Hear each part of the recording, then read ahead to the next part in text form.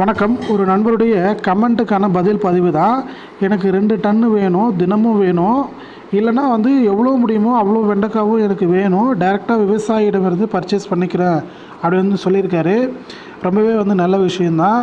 ஆனால் நீங்கள் இந்த காய்கறி மார்க்கெட்டில் அப்படியே ஸ்ட்ராட்டஜியை முதல்ல தெரிஞ்சுக்கணும்.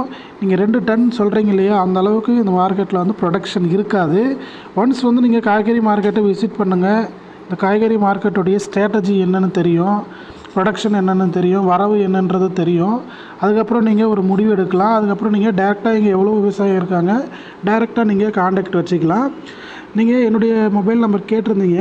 இப்படி என்னென்னா, நான் இந்த மார்க்கெட்டுக்கு ரெகுலராக வர்றது கிடையாது.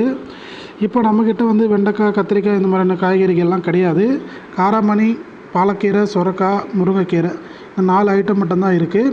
இந்த வெண்டைக்காய்லாம் அறுவடை முடிஞ்சு போச்சு. இனிமேட்டு வர காலங்களில் பயிரிடுவோம்.